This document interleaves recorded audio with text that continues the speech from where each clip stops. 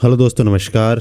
आशा करते हैं आप स्वस्थ होंगे। तो कल के वीडियो में हमने की बजट डॉक्यूमेंट देखे, यानी सरकार जब बजट पेश करती है तो कौन कौन से दस्तावेज है वो पब्लिक के सामने टेबल पे रखती है, या यूं कहें संसद के सामने, लोकसभा के सामने टेबल करती है।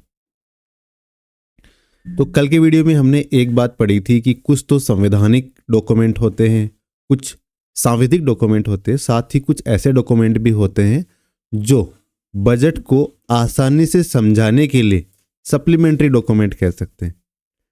और उन्हीं डॉक्यूमेंट में एक डॉक्यूमेंट है अपना बजट एट ए ग्लांस। और इस बार बजट एट ए ग्लांस 2025-2026 सरकार द्वारा रिलीज किया गया। कहने का मतलब क्या है, इस डॉक्यूमेंट को अगर हम पढ़ेंगे तो हम बजट की जो मोटा मोटी कितना रुपए एक्सपेंडिचर है, किस सेक्टर में है, कितनी सरकार की आय है और किन किन सेक्टर से होने वाली है, और सबसे महत्वपूर्ण बात सरकारी घाटा, क्योंकि भारत एक विकासशील देश है। विकासशील देश अपने राष्ट्र की प्रगति के लिए घाटे का बजट पेश करते हैं ताकि इकोनॉमी का जो टेम्पो है वो रन करने लगे। तो इसमें कुछ घाटे होते हैं, जैसे राजकोषीय घाटा, राजस्व घाटा, इसके अलावा प्रभावी राजस्व घाटा, प्राथमिक घाटा। इन घाटों को अलग अलग तरीके से दिखाया जाता है। तो पहली बात तो आप में से बहुत सारे विद्यार्थी ऐसे होंगे जो इन शब्दों से, इन टर्मिनोलॉजी से अच्छी तरह से वाकिफ होंगे। लेकिन अगर कई विद्यार्थी नए हैं तो उनको हम ब्रीफली बताएंगे कि राजकोषीय घाटा क्या होता है, राजस्व घाटा क्या होता है, प्रभावी राजस्व घाटा क्या होता है, प्राथमिक घाटा क्या होता है। बाकी इस दस्तावेज को देखेंगे तो चूंकि ये सरकार ने इस तरह से डिजाइन किया है ताकि इसको आसानी से समझा जा सके, तो चित्र भी इसमें उपयोग किए गए, ग्राफ भी उपयोग किए गए, तो समझने में उतनी परेशानी होने वाली है नहीं। बहुत ही सिंपली इस डॉक्यूमेंट को बनाया गया। सबसे पहले बात करते हैं बजट। बजट पता है सरकार की टोटल आय और सरकार के टोटल व्यय, जो बजट वर्ष है उसमें किए जाने का जो प्रस्तावित है, जो जितने खर्चे किए जाएंगे और जितनी आय होगी, और ये पूर्व डेटा होता है, उसके आधार पर सरकार ये देखती है कि इतनी हमारी आय हो सकती है और उस आय के अनुसार वो व्यय का प्रावधान करती है। अब सरकार, क्योंकि भारत विकासशील देश है तो ऑब्वियस सी बात है खर्चा ज़्यादा करेगी तो आय कम होगी, खर्चा ज़्यादा करेगी तो घाटा होगा। अब घाटे की पूर्ति के लिए क्या करेगी सरकार? उधारी लेगी। और दूसरी बात, सरकार उधारी ले रही है, उधारी ऐसे तो मिलने से रही, उधार देने वाला आपसे उसके बदले में ब्याज लेगा। और ये ब्याज कितनी बड़ी समस्या बन सकती है, इसको भी अगर हम डेटा देखेंगे ना, क्योंकि इस बजट डॉक्यूमेंट में 3 सालों का डेटा दे रखा होता है, तो पिछले 3 सालों के डेटा को हम कंपेरिजन करेंगे तो उसमें स्पष्ट हो जाएगा कि जो खर्च कर रही है राशि, उसमें जो ब्याज की राशि है वो भी निरंतर बढ़ रही है, क्योंकि उधारी बढ़ रही है तो उसमें वापस पेमेंट करने में ब्याज भी देना पड़ेगा, तो ब्याज की राशि भी लगातार बढ़ रही है। सबसे पहले हमने बात करी कि सबसे जो महत्वपूर्ण चीज है वो है सरकारी घाटे, जिसमें एक राजकोषीय घाटा हो गया। तो राजकोषीय घाटा क्या होता है? सबसे सिंपल तरीके से इसको इस प्रकार समझ सकते हैं कि सरकार की टोटल आय कितनी और टोटल व्यय कितने। अब टोटल व्यय तो जितने खर्चे होने सरकार के लगने हैं वो तो ठीक है, लेकिन टोटल आय कितनी होगी, ये अगर घाटे का बजट है तो सिंपल बात ये है कि व्यय के बराबर तो होगा नहीं, आय उससे कम होगी। तो सरकार जितना खर्चा करेगी और सरकार जितनी प्राप्ति करेगी, उसका जो अंतर होगा वो क्या होगा? वो होगा राजकोषीय घाटा। क्या होगा? राजकोषीय घाटा होगा। अब राजकोषीय घाटा सरकार की टोटल आय जितनी है और जितना सरकार व्यय कर रही है उसका डिफरेंस है। अब व्यय ज्यादा है और आय कम, तो जो डिफरेंस है वो पैसा कहां से आएगा? तो सरकार ये पैसे को क्या करेगी? उधारी लेगी। तो सरकार की जितनी भी उधारी होगी ना, चाहे तो ये कह दो कि सरकार की ये उधारी है, या दूसरे शब्दों में ये कह दो कि ये राजकोषीय घाटा है। ठीक है, सरकार के टोटल आय, टोटल व्यय, आय में पूंजीगत आय भी और राजस्व आय भी दोनों शामिल है, और व्यय में पूंजीगत व्यय और राजस्व व्यय दोनों शामिल है। लेकिन पूंजीगत आय में उधारी शामिल नहीं है। क्लियर है? और जब हम सारणी देखेंगे कि राजकोष से घाटा, तो उसमें हम देखेंगे कि पूंजीगत प्राप्तियां कितनी है, पूंजीगत भुगतान कितनी है, राजस्व प्राप्ति कितनी, राजस्व भुगतान कितना है। और फिर हम देखेंगे कि जो सरकार की उधारी है उसको कंपैरिजन करेंगे राजकोष से घाटे से, तो दोनों सेम है। इसका मतलब क्या है? सरकार को कितना पैसा चाहिए। एक उदाहरण से समझते हैं। जैसे मान लीजिए आपने 20 रुपए का खर्चा किया और आपकी 17 रुपए की आय है ना। अब 3 रुपए को प्रतिपूर्ति करने के लिए क्या करना पड़ेगा आपको? 3 रुपए किसी से उधार लेने पड़ेंगे। तो ये 3 रुपए क्या है? ये है राजकोषीय घाटा। क्या है ये? राजकोषीय घाटा। ठीक है। अब राजकोषीय घाटा तो सिंपल है, समझ लिया हमने। अब दूसरा जो घाटा है, दूसरा टर्म है, वो है राजस्व घाटा। राजस्व घाटा क्या होता है? राजस्व घाटे का मतलब है सरकार के जितने भी राजस्व व्यय है, सरकार के जितने भी राजस्व व्यय है और सरकार की जितनी भी राजस्व प्राप्ति है, राजस्व व्यय और राजस्व प्राप्ति, इसका जो डिफरेंस होता है वो क्या होता है? राजस्व घाटा होता है। अब 2 प्रकार की प्राप्तियां होती है सरकार की और 2 प्रकार के भुगतान होते हैं। मोटा मोटी प्राप्तियों को एक हम कहेंगे पूंजीगत प्राप्ति, एक होगी राजस्व प्राप्ति।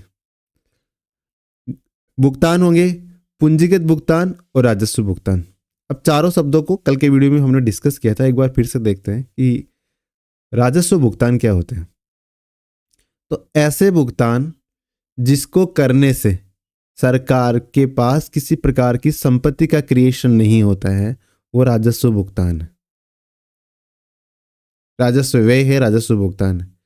और ऐसे खर्चे जिनको करने से सरकार के पास कोई पूंजी संपत्ति का क्रिएशन होता है, वो पूंजीगत भुगतान है। उदाहरण से समझते हैं। जैसे मान लीजिए सरकार के पास में एम्प्लॉइज है, उनकी सैलरी सरकार दे रही है, तो इससे किसी प्रकार की संपत्ति का सृजन होगा क्या? नहीं। वो तो सरकार के खाते से गए और गए। सरकार मान लीजिए ब्याज दे रही, उधारी ले रखी थी सरकार ने और उसका ब्याज का भुगतान कर रही है। अब सरकार के पास इससे कोई संपत्ति का क्रिएशन होगा क्या? नहीं है। तो इसका मतलब क्या हो गया? ये राजस्व भुगतान है। अब पूंजीगत भुगतान क्या होंगे? पूंजीगत व्यय क्या होंगे? ऐसे व्यय जिनको करने से सरकार के पास किसी संपत्ति का क्रिएशन होता है। इस प्रकार के जो भुगतान है वो क्या होंगे? वो पूंजीगत भुगतान। उदाहरण से समझे? बिल्कुल। सरकार ने एक एयरपोर्ट बनाया, ठीक है। एयरपोर्ट बनाने में सरकार को पैसे लगे, पैसे खर्चे हो गए, बट सरकार के पास संपत्ति का सृजन हो गया। एक एयरपोर्ट बन गया, वो सालों साल चलेगा, उसका उपयोग सालों साल किया जा सकता है। उसको सरकार उधारी में दे सकती है, मतलब किराए पे दे सकती है, उसके बदले पैसा प्राप्त हो सकता है सरकार को। तो सरकार ने रेल ब्रिज बनाया, सड़क बनाई, स्कूल्स बनाए। तो इस प्रकार के जो खर्चे हैं तो वो क्या होंगे? वो होंगे पूंजीगत भुगतान, पूंजीगत व्यय। ठीक है, पूंजीगत भुगतान, पूंजीगत व्यय। अब एक प्रश्न पूछता हूं, सरकार अगर कौन से व्यय ज्यादा करे कि सरकार के लिए वो अच्छा होगा? कौन सा? पूंजीगत भुगतान करे कि राजस्व भुगतान करे सरकार के लिए ज्यादा बेहतर होगा? तो सरकार के लिए पूंजीगत भुगतान करना ज्यादा बेहतर होता है। क्यों? क्योंकि उससे संपत्ति का क्रिएशन होता है। जैसे आप अपने ऊपर ले लो, आप खर्चा कर रहे हो, आपके पास में 100 रुपए हैं, ठीक है। आप किसी होटल में गए और आपने खाना खाया 100 रुपए का, ठीक है। तो ये आपके लिए खर्चा क्या हो गया? ये खर्चा हो गया राजस्व भुगतान, राजस्व व्यय हो गया। लेकिन अगर आप मार्केट में गए और वहां से आपने 100 रुपए का गोल्ड खरीदा, अब इन 100 रुपए से किसी प्रकार की पूंजीगत सर्जन हुआ क्या? नहीं हुआ। लेकिन गोल्ड क्या हो गया? गोल्ड एक एसेट्स क्रिएट हो गई उस पैसे से, तो वो क्या हो गया? वो पूंजीगत भुगतान हो गया। यानी जिस पैसे को खर्च करने से किसी संपत्ति का क्रिएशन होता है वो पूंजीगत भुगतान, और अगर किसी प्रकार की संपत्ति का क्रिएशन नहीं होता है तो वो राजस्व भुगतान। तो किस प्रकार के खर्च करना ज्यादा अच्छा रहता है? तो देखने में समझ रहे हैं कि ये जो कैपिटल एक्सपेंडिचर है, कैपिटल व्यय है, वो ज्यादा बेहतर रहेंगे। यानी अगर सरकार कैपिटल व्ययों को बढ़ाती है कंपैरिजन में पिछले साल के मुकाबले, तो यह कहा जाता है कि सरकार ने अधिक संपत्तियों का क्रिएशन किया है। अब इसके विपरीत आते हैं। हमने संपत्ति भुगतानों की बात कर ली, चाहे वो राजस्व भुगतान हो चाहे पूंजीगत भुगतान हो। अब हम प्राप्तियों की बात करेंगे। तो देखो, प्राप्ति इस प्रकार की प्राप्ति जिसको करने से ऐसी प्राप्ति जिसको प्राप्त होने से सरकार के पास किसी प्रकार का कोई लायबिलिटी क्रिएट नहीं होती है। नहीं, कल को उसको उसके ऊपर कुछ चुकाना पड़ेगा, देना पड़ेगा, तो इस प्रकार की प्राप्ति को कहते हैं राजस्व भुगतान। और ऐसी प्राप्ति जिसको सरकार के ऊपर वो लायबिलिटी क्रिएट होती है, तो वो क्या होंगे? वो होंगे पूंजीगत प्राप्ति। जैसे अगर सरकार किसी से उधार लेती है, मान लीजिए सरकार ने 1000 करोड़ रुपए उधार लिए, मार्केट से टी बिल उठाए, अब सरकार को इनको वापस पे करना पड़ेगा, साथ ही ब्याज भी देना पड़ेगा। तो ये क्या है? 1000 करोड़ रुपए की प्राप्ति तो सरकार को हो गई, उधारी सरकार ने ले ली, लेकिन ये पूंजीगत प्राप्ति है। लेकिन अगर सरकार टैक्स कलेक्शन करती है, मान लीजिए डायरेक्ट हो चाहे इनडायरेक्ट हो, किसी प्रकार की स्टैंप ड्यूटी लेती है, तो इस प्रकार की जो प्राप्तियां होगी वो क्या होगी? वो राजस्व भुगतान होगी। कहने का मतलब क्या हो गया? राजस्व प्राप्ति अच्छी है, कैपिटल भुगतान अच्छा है। क्लियर है ना? तो हमने इसको समझ लिया कि अब हम कहाँ थे। हमने राजकोषीय घाटे को पढ़ा कि सरकार की टोटल व्यय और टोटल प्राप्तियों के बीच का अंतर उधारी को छोड़ के, तो वो क्या हो जाएगा? वो राजकोषीय घाटा हो जाएगा। राजस्व घाटा, जितना राजस्व का व्यय कर रहा है सरकार और जितनी राजस्व प्राप्ति कर रही है सरकार, उसका जो डिफरेंस है वो क्या होगा? वो राजस्व घाटा होगा। अब एक टर्म और आता है, प्रभावी राजस्व घाटा। प्रभावी राजस्व घाटे का मतलब क्या हो गया? अब क्या होता है, कई बार सरकार इस प्रकार का भुगतान करती है कि भुगतान तो राजस्व किया उन्होंने, जैसे मान लीजिए किसी योजना में सरकार ने पैसा दिया,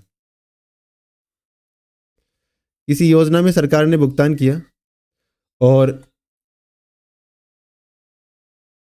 किसी योजना में सरकार ने भुगतान किया, वो राजस्व भुगतान है। लेकिन उस भुगतान से जिसको वो संपत्ति प्राप्त हो रही है, पैसा प्राप्त हो रहा है, उससे उन्होंने कैपिटल बना दी, संपत्ति का सृजन कर दिया। जैसे सरकार मान लीजिए 50,000 करोड़ रुपए 50,000 करोड़ रुपए नरेगा में देती है। सरकार के लिए वो क्या है? वो क्या है? वो राजस्व भुगतान है, सही है। लेकिन नरेगा में खर्च करने से संपत्ति का क्रिएशन होता है, वहां पे तालाब बन रहे हैं, वहां पे टांके बन रहे हैं, वहां पे ग्रेवल डाली जा रही है, तो पूंजी का सर्जन हो रहा है ना। तो अगर सरकार ने तो राजस्व पेटे खर्च किया है, बट उस राजस्व पेटे खर्च करने के कारण वहां पे संपत्तियों को सृजन हो गया है, तो राजस्व घाटा में से जितने पैसे उन संपत्तियों को सृजन हो गया उनको घटा देंगे ना, तो जो बचेगा वो क्या होगा? वो प्रभावी राजस्व घाटा होगा। क्या होगा? प्रभावी राजस्व घाटा होगा। अब हमने बात करी सबसे पहले कि राजकोषीय घाटा क्या होता है। अब एक टर्म हमारे सामने और आया है कि प्राथमिक घाटा क्या होता है। प्राथमिक घाटा क्या है? तो प्राथमिक घाटे का मतलब है, राजकोषीय घाटा तो हमें पता है कि जितना पैसा सरकार को उधार लेना पड़ेगा वो राजकोषीय घाटा है। अब राजकोषीय घाटे में से अगर आप सरकार जैसे राजस्व व्यय कर रही है, राजस्व व्यय में से एक बड़ी मात्रा क्या होगी? ब्याज का भुगतान होगा कि पूर्व में सरकार ने ब्याज लिया है। अब उस ब्याज वाले पोर्शन को घटा दे राजस्व घाटे में से, तो जो बचेगा वो क्या होगा? प्राथमिक घाटा होगा। क्या होगा? वो प्राथमिक घाटा होगा। समझ गए अब सारी चीजें? राजकोषीय घाटा, कुल व्यय में से कुल प्राप्तियों को घटा दो, ऋण की जो प्राप्ति उनको छोड़ के, सरकार की उधारी को छोड़ के, तो वो राजकोषीय घाटा हो गया। उसके बाद में राजस्व घाटा, राजस्व प्राप्ति राजस्व भुगतान का अंतर।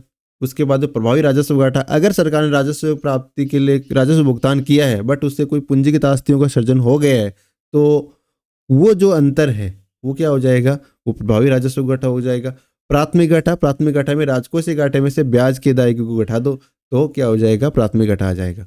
अब प्रभावी पूंजीगत व्यय, प्रभावी पूंजीगत व्यय का मतलब है पूंजीगत व्यय और पूंजीगत आस्तियों के सृजन के हेतु सहायता अनुदान का जोड़ है। ये सरकार ने जितने भी पूंजीगत व्यय किए और पूंजीगत व्यय करने की आस्तियों के सृजन करने के लिए जितने भी सब्सिडी दी है ना कैपिटल फॉर्मेशन के लिए, तो उनको अगर हम जोड़ देंगे तो प्रभावी पूंजीगत व्यय होंगे। लेकिन आपको मोटा मोटी ध्यान रखना है, राजकोषीय घाटा का, राजस्व घाटा का, प्राथमिक घाटे का और प्रभावी राजस्व घाटे का।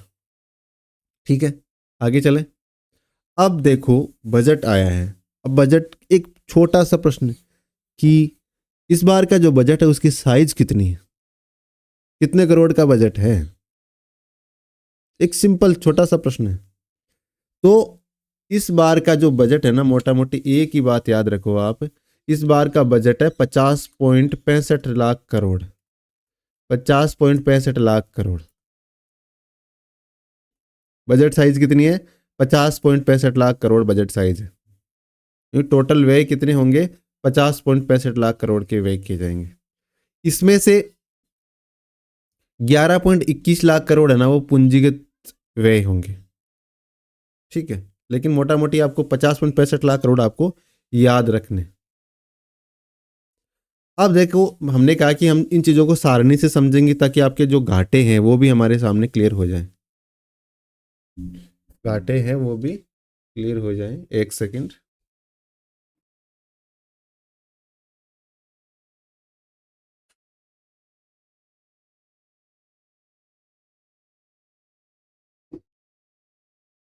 तो सर जैसा कि हमने बात करी, सरकार के पास दो प्रकार की प्राप्ति होती है, एक होती है राजस्व प्राप्ति और दूसरी होती है पूंजीगत प्राप्ति।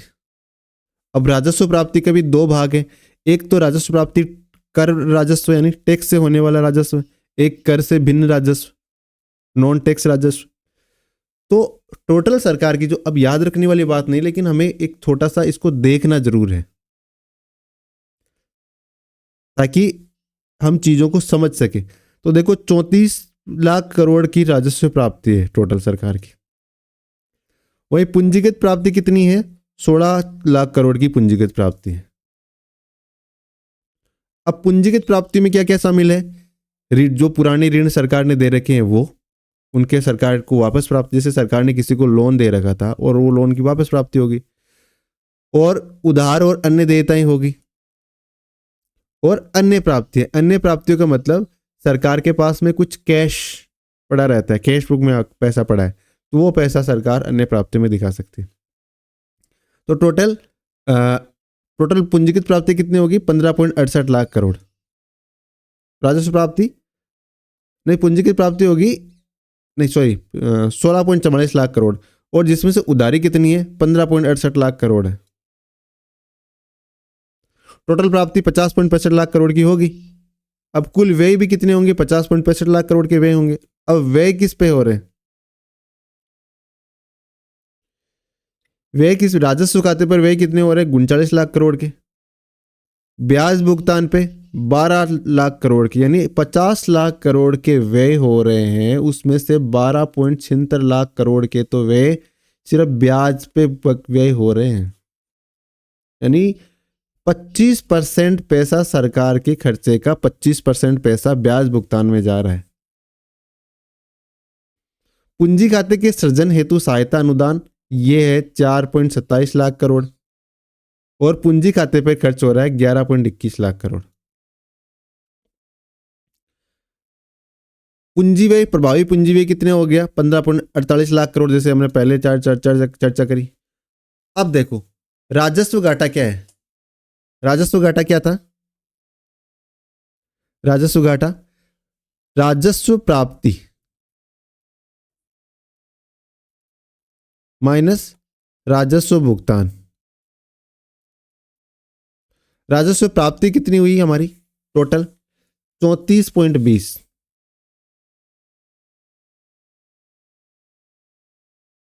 34.20 हुई ना, और राजस्व भुगतान कितने हुए, 39.44 राजस्व खाते पर भुगतान कितने, 39.44। तो राजस्व घाटा कितना हो गया, 5.23 लाख करोड़ का। कितना हुआ, 5.23 लाख करोड़ का राजस्व घाटा हुआ। अब प्रभावी राजस्व घाटा का मतलब क्या हुआ कि जो राजस्व घाटा है उसमें से अगर सरकार ने कुछ पैसे पूंजीगत संपत्तियों के सृजन के लिए किया हो, यानी राजस्व, जैसे हमने सरकार ने राजस्व व्यय किए, उसमें से कुछ व्यय पूंजी सृजन करने के लिए किए, तो उन व्ययों को घटा देंगे तो प्रभावी राजस्व घटाया जाएगा। तो हमारा राजस्व घटा कितना था, 5.23 लाख करोड़, और उसमें से पूंजीगत सर्जन आस्तियों को सर्जन करने के लिए कितने रुपए खर्च किए गए, 4.27 लाख करोड़ रुपए खर्च किए गए। तो अगर ये घटा देंगे तो कितना खर्चा आ जाएगा, 96,000 करोड़ का खर्चा आएगा प्रभावी राजस्व घाटा। तो प्रभावी राजस्व घाटा कितना है, 96,000 करोड़ है।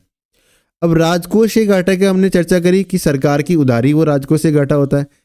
क्या सही है ये फैक्ट? तो देखो राजकोषीय घाटा कितना दे रखा है, 15.68 लाख करोड़। क्या उधारी भी इतनी है क्या? देख लेते हैं ऊपर, सरकार की उधारी, उधार और अन्य देयताएं 7 नंबर में दे रखी है, 15.68 लाख करोड़ ही तो है ना। इसका मतलब क्या होता है, राजकोषीय घाटा, सरकार की उधारी राजकोषीय घाटा के बराबर होती है। ये क्लियर हो गया। इसके बाद में प्राथमिक घाटा। प्राथमिक घाटा क्या था,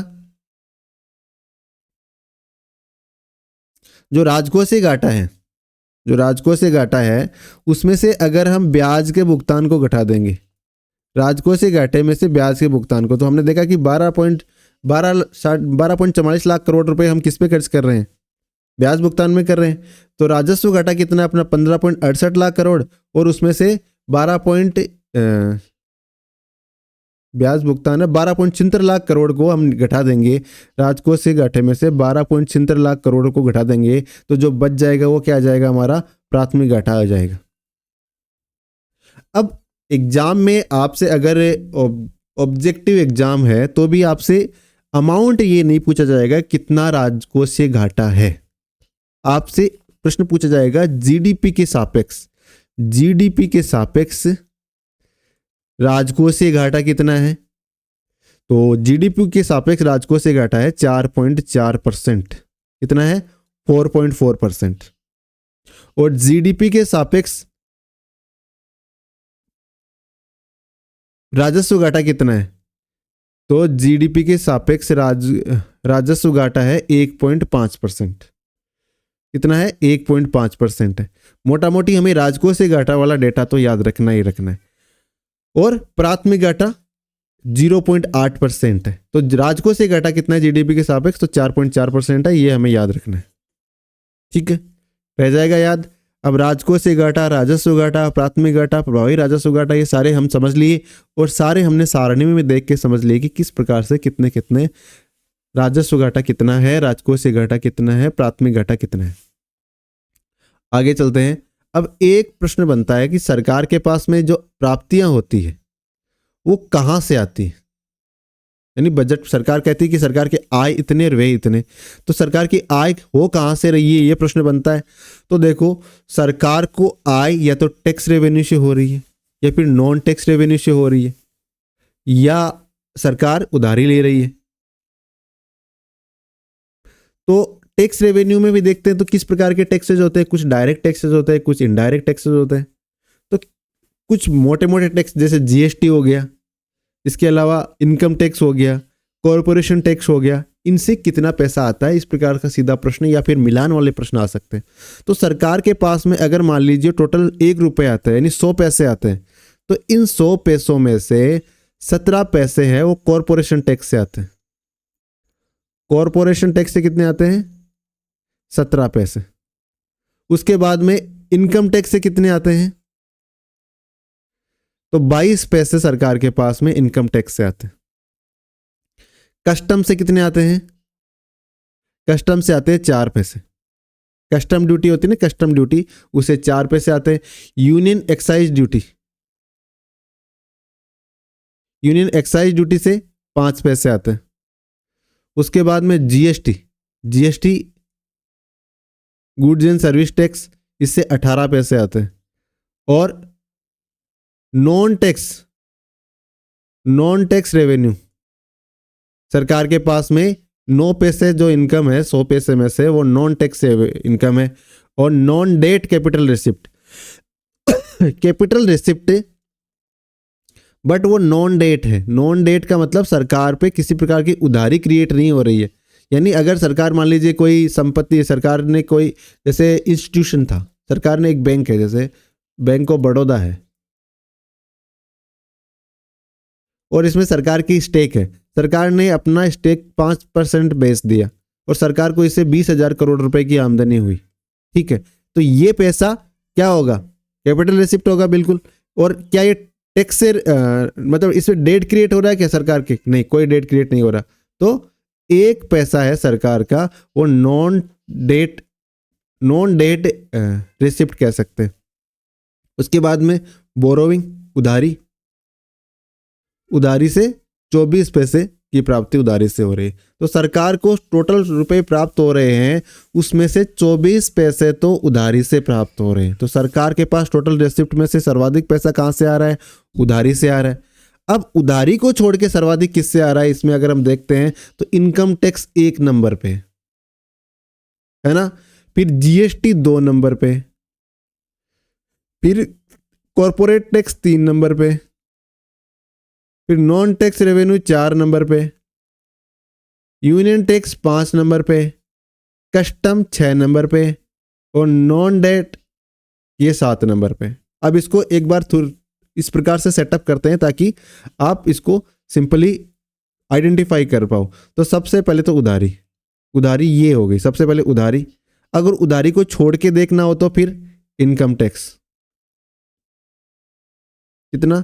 22 पैसा। इनकम टैक्स से 22 पैसा प्राप्त हो रहा है, उधारी से 24 पैसा मिल रहा है।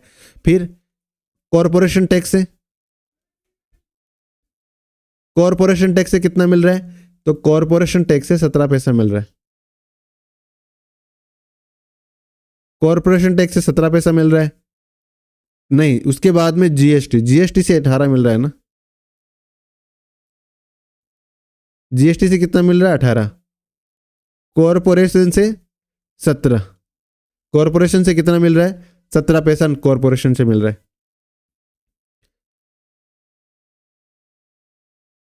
GST, corporation. अब ये बड़े बड़े जो 4 पोर्शन है वो हमने देख लिए। उधारी से 24, इनकम टैक्स से 22, जीएसटी से 18 और कॉरपोरेशन टैक्स से 17। उधारी से 24, इनकम टैक्स से 22 पैसा, जीएसटी से 18% और कॉरपोरेशन टैक्स से 17% प्राप्ति सरकार को हो रही है। तो सर्वाधिक किससे? सबसे पहले उधारी हो गया, उसके बाद में इनकम टैक्स हो गया, उसके बाद में जीएसटी हो गया, उसके बाद में कॉर्पोरेट टैक्स हो गया। सबसे पहले उधारी, उसके बाद में इनकम टैक्स, उसके बाद में जीएसटी, उसके बाद में कॉर्पोरेशन टैक्स। उधारी, income tax, GST, corporation tax. उधारी, इनकम टैक्स, जीएसटी और कॉर्पोरेशन टैक्स। उधारी से कितना पैसा? टोटल सरकार की प्राप्ति उसका 24 पैसा उधारी से है। 24 पैसा क्या हो गया? राजकोषीय घाटा हो गया। इसके बाद में आगे चलते हैं। रुपया कहाँ जाता है? जाता कहाँ पे रुपया? तो देखो, एक होती है central sector scheme. Central sector scheme, इसमें 16 पैसे सरकार दे रही है। सरकार का टोटल खर्चा, उसमें से 17 पैसा सेंट्रल सेक्टर स्कीम में जा रहा है, 20 पैसा ब्याज भुगतान में जा रहा है। 20% पैसा कहाँ जा रहा है? ब्याज भुगतान में। यानी सरकार जितना भी व्यय कर रही है उसका 20% ब्याज भुगतान में जा रहा है। डिफेंस वाला याद रखना जरूरी हो जाता है। मेंस में आप कहीं भी आंसर राइटिंग में चेप सकते हैं, जैसे कि डिफेंस में सरकार अपने टोटल बजट का 8% खर्चा डिफेंस पे कर रही है। सब्सिडीज पे 6 पैसा खर्च कर रही है, सब्सिडीज पे 6 पैसा। फाइनेंस कमीशन मतलब जो फाइनेंस कमीशन है उस पे 8 पैसा खर्च कर रही है। फाइनेंस कमीशन की जो रिकमेंडेशन है उस पे 8 पैसा खर्च कर रही है। State share of taxes and duties, यानी स्टेट शेयर कितना है? टोटल जो टैक्सेज है उसमें 22 पैसा है, वो सरकार स्टेट शेयर में खर्च कर रही है। और पेंशन पे 4 पैसा, और अदर एक्सपेंडिचर पे 8 पैसा, और सेंट्रल स्पॉन्सर स्कीम पे 8 पैसा खर्च किया जा रहा है। तो अगर हम इसमें सबसे ज़्यादा पैसे देखें तो सबसे ज़्यादा तो देखो स्टेट शेयर पे 1 नंबर है, स्टेट शेयर पे 22 पैसा। उसके बाद में 2 नंबर पे इंटरेस्ट पेमेंट है, उस पे 20 पैसा है। और फिर 3 नंबर पे क्या हो जाएगा? Central sector scheme. अब प्रश्न इस प्रकार से कह सकता है, पर एग्जामिनर है वो कह सकता है कि आपको सही कथन आइडेंटिफाई करना, सरकार सेंट्रल स्पॉन्सर्ड स्कीम पे सेंट्रल सेक्टर स्कीम से ज़्यादा पैसा कर रही है खर्च। तो ये कथन सत्य है कि असत्य है? तो ये कथन है वो सत्य नहीं है, ये असत्य कथन है। ठीक है। आगे चलते हैं। तो जैसा कि हमने देखा कि घाटा कौन कौन से घाटे होते थे, राजकोषीय घाटा हो गया, राजस्व घाटा हो गया, प्रभावी राजस्व घाटा हो गया, प्राथमिक घाटा हो गया। राजकोषीय घाटा 15.68 लाख करोड़ है। 15.68 लाख की करोड़ ही सरकार की उधारी है और लगभग 24% कह सकते हैं, 24% सरकार की उधारी है। टोटल प्राप्ति में 24% सरकार की उधारी है। और अगर जीडीपी के घाटे का परसेंटेज देखें तो टोटल जीडीपी का 4.4% है। 4.4% जीडीपी की क्या है, ये उधारी है। राजकोषीय घाटा है या उधारी कह सकते हैं। फिर राजस्व घाटा कितना है, तो जीडीपी का 1.5% है और राजस्व घाटा है। प्रभावी राजस्व घाटा कितना है, जीडीपी का 0.3% है और प्राथमिक घाटा कितना है, जीडीपी का 0.8% है। अब देखो राजकोषीय घाटा की कंपैरिजन करो, क्या पिछले 3 सालों में घाटा लगातार घट रहा है जीडीपी के सापेक्ष? बिल्कुल। सबसे पहले 2023-24 में राजकोषीय घाटा 5.6% था, जो 24-25 के संशोधित अनुमानों के अनुसार 4.8% रह गया और अब का जो बजट है उसमें 4.4% रह रहा है। इसका मतलब लगातार कम हो रहा है राजकोषीय घाटा। क्या बाकी घाटे भी ऐसा ही है? ये 2.6 था, ये 1.9, 1.5, मतलब राजस्व घाटा भी लगातार कम हो रहा है। प्रभावी राजस्व घाटा भी कम हो रहा है क्या?